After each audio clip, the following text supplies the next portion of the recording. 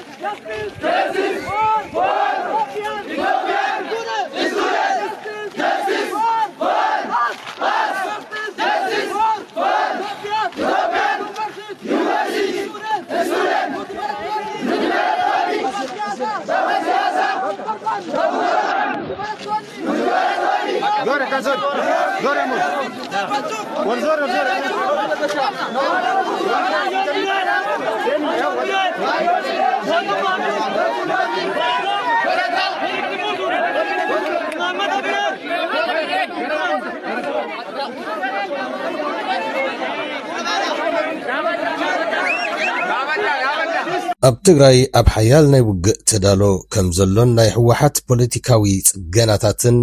ካብኡ ትጽቢት ዝግበረሉ ዓበይቲ ውሳኔታትን ከም ዘሎ ናይ ኣብይ ስልታዊ ናይ ዲፕሎማስያዊ ወፍርታት ብጣዕሚ ጻዕቂ ይካየድ ከም ዘሎን ዓበይቲ ስትራቴጂያዊ ስትረስን ጸጥን ኣብ 4 ኪሎ ነጊሱ ከም ዘሎን ፕሬዚደንት ኢሳያስ ንኣብይ ዝሃቦ ተሪር መጠንቀቕታን ከመይ ትኾኑ ዝቐበርኩም ተኸታተልትና ማቴዎስ ዘለዓለም ዘዳሎ ትንተና ሒዝናልኩም ቀሪብና ንምክትታልኩም በኣኽብሮት እናዓደምና ድሕሪ ዛ ሓጻር መሰጋገሪ ምልሰኩም ኢና ሰናይ ምክትታል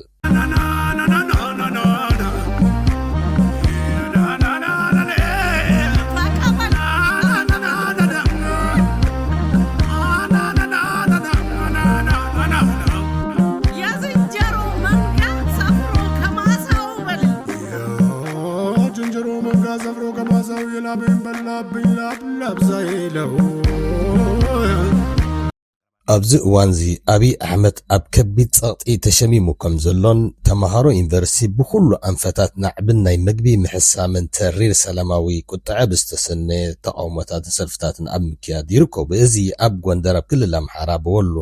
ኣብ ጅማ ከይተረፈ ወለጋ ኣርሲ ካልኦትን ሰፋሕቲ ናይ ዩኒቨርሲቲ ቅርዳታት ክሳዕ ናብ ኣዲስ ኣበባ ከይልሕም ዓብይ ስጋት ሕዲሩ ከም ዘሎ ይዝግለጽ ዘሎ። ኣብ ፈለማ መበገሲ ተቃውሞ ናይ ብርሃኑ ነጋ ፖሊሲ ማለት ንተምሃሮ ዩኒቨርሲቲ ድሕሪ ምረቓ ብዘይ ክፍሊት ሓደ ዓመት ዘገልግሉሉ ፖሊሲ ንምቋም ዝጀመርዎ ተቃውሞታት እኳ እንተኾነ ኣብዚ ሕጂ እዋን ግን መልክዑ እናቀየረ ናብ ፖለቲካዊ ሕቶታት ብምቕያር ስርዓት ኣብይ ካብ ስልጣኑ ክእለት ጠለባትን ጸቕጥን ክገብሩ ጀሚሮም ከም ዘለው ይሕለጽ ኣሎ። በዚ ተሰናበደ ኣብይ ኣብ 6 ኪሎ ዩኒቨርሲቲ ኣዲስ ኣበባ ብዙርያ ሓልዋ ብጽኑዕ ብሪፓብሊካን ጋር ብፓትሮን መካይን ይሕልዎ ከም ዘሎ ይግለጽ ኣሎ። ቅድሚ ሕጂ እውን ብተመሳሳሊ ኣብ ግዜ ወያነ ስርዓት ተቆጻጺሩ ከሎ እቲ ኣዲስ ኣበባ ዩኒቨርሲቲ ሓደ ካብቲ ብጽኑዕ ዝሕሎ ትካል ነይሩ። ሕጂ ድማ እዚ ኣብይ ኣሕመድ ኣብዚ 6 ኪሎ ዘሎ ዩኒቨርሲታት በሙሉ ካብ 4 ኪሎ ስጋብ 6 ኪሎ ዘሎ ብዙርያ ሓልዋን ብፓትሮል ብረሻሻት ተጻዕኑ ብጽኑዕ ይከታተሉን ይሕልዎምን ከም ዘሎን ኣብኡን ተተላዒሉ ድማ እቲ ማእከል ኣዲስ ኣበባ ወይ ሓፈሻ ሙሉእ ኦሮምያ ክለዓል ዝኽእል ናይ ተምሃሮ ናይ መንእሰያትን ናዕብታት ከይጽንበሮ ከቢድ ጽኑዕ ሓልዋ ይካየድ ከም ዘሎ ይዝግለጽ ዘሎ። እዚ ናይ ተምሃሮ ዩኒቨርሲቲ ናዕብታት ምስቲ ሓካይ መምህራን ሓረስቶት መራሕቲ ዓበይቲ መካይን ናይ ትራካት ከካይድዎ ዝጸንሑ ተደሚሩ ሕጂ ኣብ ርእሲ ከተማ ናይ ኣዲስ ኣበባ ጄንዚ ናይ መንእሰያት ቄሮን ቄሪትን ብማዕበል ከይላዕልዎ ብርቱዕ ራዕዲ ፈጢሩሉ ይርከብ። ኣብ ዝሓለፈ ሳለስቲ ካብ እንግሊዝ ካናዳ ካልኦት ሃገራትን ዲፕሎማሰኛትን ዜጋታቶም ንኢትዮጵያ ገጾም ንኸይገጩን እቶም ዝገሹ ድማ ናብ ዶባት ኢትዮ ኤርትራ ኮነ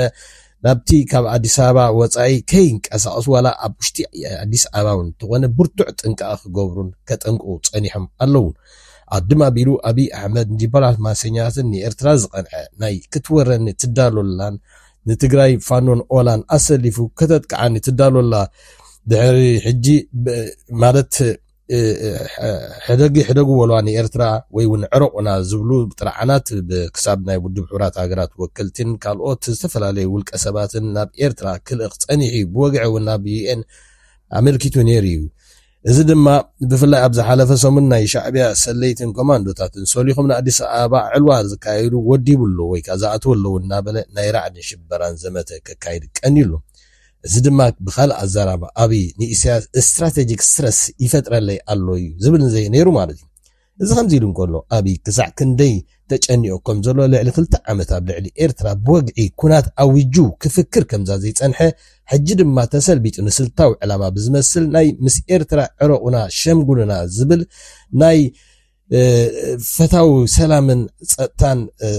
ናይ ስምዕን ናይ ወፍረታትን ዝገብር ክመስል ንዝተፈላለዩ ዲፕሎማስያትን ሃገራትን ይልምን ከም ዘሎ ይዝግለጽ ዘሎ ብፍላይ ኣብ ዝሓለፈ 2 ሰሙን ተገይሩ ዝተባሃለ ምስጢራዊ ናይ ሽምግልና ልኡኽ ካብ ኬንያ ንኤርትራ ሓደ ናይ ኬንያ ናይ ጸጥታን ድሕነትን በዓል ስልጣን ብጠለብ ናይ አብይ አሕመድ ምስ ኢሳያስ ክዕረቕ ኢሉ ከም ዝተለኣኸን ናብ ኢሳያስ ተላኢኹ ድማ ብሽምግል ከም ዝኸደን አብይ ምስ ኤርትራ ውግእ ከም ዘይደልን ኢሳያስ ድማ ብተመሳሳሊ ንኤርትራ ንኢትዮጵያ ገጹ ከየጥቅዕን ከይውልዕን ዝሓዘ መልእኽቲ ምስ ፕሬዚደንት ኢሳያስ ከም ተዘራረበ እዩ ተገሊጹ ዘሎ ብወገን ኢሳያስ ተዋህቦ ምላሽ ኢሉ ዝተገልጸ ሓበሬታ አብይ ውግእ ከም ዘይውልዕ ዘተኣመን ጭብጢ ከም ዘድልዮን ኣብ ርእሲ ምሕባሩ ኢሳያስ ነቲ ብልኡኽ አብይ ንትግራይ ገጹ ውግእ እንተወሊዑ ኤርትራ ኢዳ ኣጣሚራ ስቕ ከም ዘይትብል ብትሪ ኣጠንቂቖ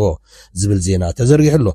እቲ ፕሬዚደንት ኢሳያስ ብዛዕባ ውግእ ንትግራይ ብዝምልከት ዝሃቦ መጠንቀቕታ ብፖለቲካዊ ጸጥታ ወተሃደራዊ ስትራቴጂ ክረአን ከሎ ታሪኻዊ ሓቅታት ከም ዘለዎን እቲ ኣብ ታሪኽ ኢትዮጵያ ንኤርትራ ብፓተርን ብተደጋጋሚ ዝረአ እንድሕር ኮይኑ ክወርድ ዝወፍር ሓይሊ ናይ ኢትዮጵያ ንትግራይ ናይ ውግእ ኮሪደር ወይ ተጠቂሙ ስለ ዝወፍር ኤርትራ ንትግራይ ከም ስትራቴጂክ ባፈር ዞን ከም ትርኢያን ዝኾነ ወተሃደራዊ ሓይሊ ናይ ፌደራል ኣብ ትግራይ እግሩ ከጽንብር ወይ ከነብር እንተፈቲሉ ናይ ትግራይ ወተሃደራዊ ዓቕሚ ደምሲሱ ኣብኡ ኮፍ ክብል ምፍቃድ ማለት ናይ ኤርትራ ቀዳማይ ገጽ ወራር ከም ዝተፈጥረ ምፍቃድ ማለት ዝቁጸር ኮይኑ ንትግራይ ኣዳኺሙ ድማ ንመሬት ትግራይ ዝተቋጸረ ሓይሊ ንኤርትራ ብኩሉ ኣንፈት ኣክሲስ ወይ ሮት መስመራት ናይ ጽርግያ ናይ ጽርግያታት መሬትን ክረክብ ምፍቃድ ስለ ዝኾነ ንሃገራዊ ድሕነት ኤርትራ ወይ ንሃገራዊ ጸጥታ ኤርትራ ዓቢ ሓደጋ ምዃኑ ዘመልክት እዩ እዚ ማለት ድማ ኤርትራ ነቲ ኣብ ታሪኻ ናይ ወራር ኮሪደር ምዃኑ ብግቢ ዘመስከረ መሬት ትግራይ ኣብዚ እዋን እዚ ትግራይ ናይ ኤርትራ ኣካል ናይ ሃገራዊ ድሕነት ወይ ናይ ሃገራዊ ጸጥታ ዞባ ምዃና ብወተሃደራዊ ተንተንቲ ይግለጽ ኣሎ በዚ መሰረት ድማ ኢሳያስ ነቲ ናይ አብይ ስልቲ ኣቐዲሙ ዝተረድኦ ይመስል ንሕና ንኤርትራ ኣይነጥቅዕን ኢና ንስኹም ከዓ ኣይተጥቅዑና ማለት ናይ አብይ ስልቲ ብኻልእ ኣገላልጻ ንሕና ንቲዲኤፍ ሕወሓትን ክንድምስስ ኢና ስቕ ኢልኩም ተዓዘቡና ንስኹም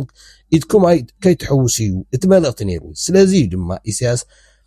አብይ ንትግራይ ገጹ ጠንቀስ እንተይሉ ኤርትራ ኢዳ ኣጣሚራ ስቕ ከም ዘይትብል ንትግራይ ደምሲሱ ድማ ናብ ኤርትራ ክወርር ምዃኑ ሓደጋ ስጋት ስለ ዘለዋ ኤርትራ ነዚ ሓደጋ ንምውጋድ ኢዳ ኣጣሚራ ከም ዘይትርኢ ናብኡ ተኣቱ ከም ዘለዋ ከም ዝኾነት እዩ ኣጠንቂቑ ብትሪ ኣጠንቂቑ ዘሎ እዚ ድማ ብወተሃደራዊ ዓይኒ ክረኸሎ ፕሪኤምፕቲቭ ዲፈንስ ክበሃል ይከኣል እዩ እዚ ከምዚ ኢሉ እንከሎ ህወሓት ኣብ ጽዑቕ ኣኼባ ናይ ጽገና ወይ ሪፎርም ካልእን ምክያድ ተምጸሚዱ ከም ዘሎ ነቲ ኣብ ልዕሊ ትግራይ አንጠጢ ዘሎ ናይ ውግእ ደበና ብዝለዓለ ምድላዋት ተቐሪቦምሉ ከም ዘለውን ሓደ ካብቲ ምድላዋት ድማ እዚ ኣብ ህወሓት ዝግበር ዘሎ ናይ መሪሕነት ይኹን ናይ ካልእ ዓበይቲ ለውጥታት ወይ ጽገናታት ትጽቢት ተገይሩሉ ዘሎ ኣብ ጽዑቕ ናይ ፈጻሚ ሽማግለን ከምኡ ሓሊፎም ናብቲ ማእከላይ ሽማግለ ዝኸይድ ኣብ ጽዑቕ ናይ ጽገና ኣኼባ ተጸሚዶም ከም ዘሎ እዩ እዚ ጉባኤ እዚ ድማ ዓበይቲ ጽገናታት ወይ ዓበይቲ ውሳኔታት ሒዞም ክወፁ ንናይ ትግራይ ዕጫ ስምብራት ዘለዎ ውሳኔታት ሒዞም ክወፁ ትጽቢት ተነቢሩሉ ንኹሉ ኣጠቓሊልካ ክንርአን ከሎ ከምቲ ልሙድ ኣሜሪካ ነቲ ስርዓት ኣልጊሳ ዝኾነ ጣልቃ እንተዘይጌራ አብይ እታ ሃገር ብኹለንተና ካብ ቁጽጽሩን ላዕሊ ትኾኖ ስለ ዘላ ስርዓት ኣልቦነት ጥራይ ዘይኮነ ከቢድ ሃገራዊ ሓደጋን ናይ ህዝቢ ምጭፍጫፍን ካልእን ከየጋጥም ነዚ ድማ ዓበይቲ ሃገራት ኢደን ክእትዋ ትጽቢት ከም ዝግበር ብዙሕ ዓበይቲ ምልክታት ከኣኒ ነቲ ሓደጋታት ዝህብ ከም ዝረአ ዘሎን ካብ ጅምር እውን ነዊሕ ግዜ ኣውፂሩ ከም ዘሎን እዩ ዝግለጽ ዘሎ ዝኸበርኩም ተኸታተልና ሎሚ ዝተዳለወ ሓበሬታ እንትንተናን እዚ ነይሩ ክሳዕ ብኻልእ ትሕዝቶ ንራኸብ ሰስናይ ንኹልና ይኹን እንዳበልና እዚ ማቴዎስ ዘላም ዘዳልወይ ሜጋ ስቱድዮ ላይክ ሰብስክራይብ ሼር እናገበርኩም ተሓባበሩና ክሳዕ ብኻልእ ትሕዝቶ ንራኸብ ሰስናይ ንኹልና አቅራባቸውንናም የውይይቱ ዝርዝርም ለአዲስ አበባ አገዛዝ መላኩን ምንጩ ዘርዝረው አስረድቷል። ጠቅላይ ሚኒስትር አብይ አህመድ ሊወጉ አልተዘጋጁምና ኤርትራ ማይዘጋጅ በሚለው ሐሳብ ላይ ፕሬዝዳንት ኢሳያስ አፈወርቂ የሰጡ የተባለው ምላሽም ጦርነት አካሂዳለሁ ያለው ራሱ ነው። እኛ እርሱ ላወጀብን ጦርነት የምንዘጋጅነን አሁንም ቢሆን እኛ ላይ ውጊያ እንደማይከፍት መተማመኛ ይስጠን በሚል መጠየቃቸው ተገልጿል። እኛ ከመጀመሪያው ፍላጎት የለንም የሚለውን በአጽንኦት ተናግሯል የተባለላቸው የኤርትራ ባለስልጣናት በትግራይ ክልል የሚታወጅ ጦርነትን በእኛ ላይ እንደተከፈተ እንቆጥሯለን። ትግራይ ላይ ውጊያ ከተከፈተ ቀጥሎ እኛ ላይ እንደሚሆን ስለምናውቅ ራሳችንን እንከላከላለን ሲሉ መናገራቸውንም ምንጮቹ አረጋግጧል። የብልጽግናው አገዛዝ ወደ ኤርትራ ይህንን ምልጃ ከላከ በኋላ ባለስልጣናቱ ጦርነት እንደማይኖር አድርገው እንዲያስረዱ ያሰማራ ሲሆን ሰሞኑን ጌዲዮን ጢሞቴዎስና ጌታቸው ረዳ ኢትዮጵያ ወደ ኤርትራ ጦርነት እንደማትከፍት ለማስረዳት መሞከራቸውም የዚሁ አካል ነው ተብሏል።